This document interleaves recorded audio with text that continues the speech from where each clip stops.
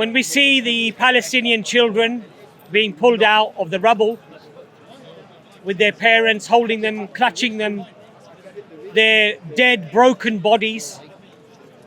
Sometimes, the images are sanitized, obviously. We don't see the images of the parents who have to pick up their children in pieces, the limbs, and sometimes unidentifiable. But because their child was roughly in that vicinity, they assume maybe that was their child. Those images clearly, and that level of insanity has clearly, totally made us distraught, upset, angry even. And many of us have not been able to really return back to our normal lives with any clarity or sanity, I would say. The question that arises, how do the Palestinians themselves feel when we see their suffering?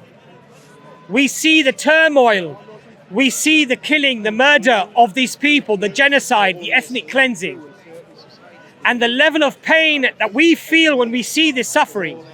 And it doesn't matter when you see a Jewish child killed or a Palestinian child killed. It doesn't matter, because if you have humanity in your hearts, you should feel pain for regardless of which child is killed on which side.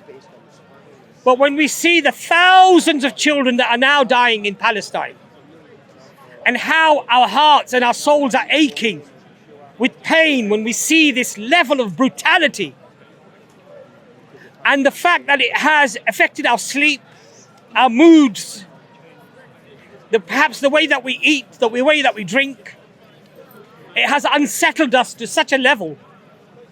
But just imagine for a second that our suffering here is minute compared to the suffering that's going through at the moment, going on in the Palestinian territories. This is mass murder and genocide.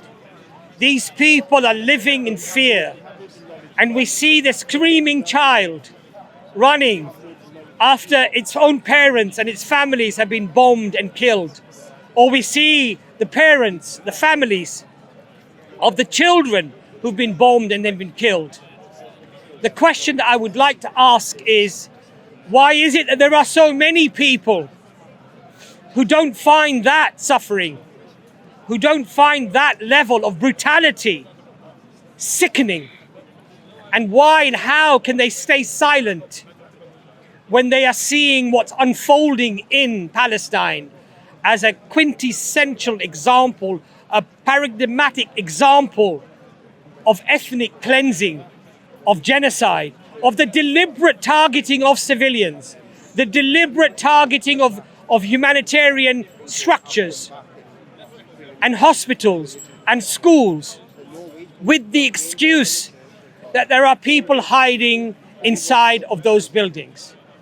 If there were truly people hiding inside of those buildings, it makes no sense that you give a warning before you bomb. Because if you give a warning, the first people to leave will be those terrorists that you're attempting to kill. So it doesn't even make logical sense. But I know that we are suffering, and I know that the people who see what's happening are suffering. But my brothers and my sisters, we need to educate ourselves, and we need to become activists. We need to become activists and have our voices heard. Now, there is a great drive at the moment to silence those voices. This is why people who want to march to stop the killing are being called hate marchers. There is this narrative. Social media are deplatforming people. They are silencing people, as they have many of our own videos. So my brothers and my sisters, not because we want notoriety or fame, but we want you to share this content as wide as you possibly can, to let the words get out so that we are not silenced, and that people hear about the tyranny, the murder, the killing, and the lies that are currently being presented.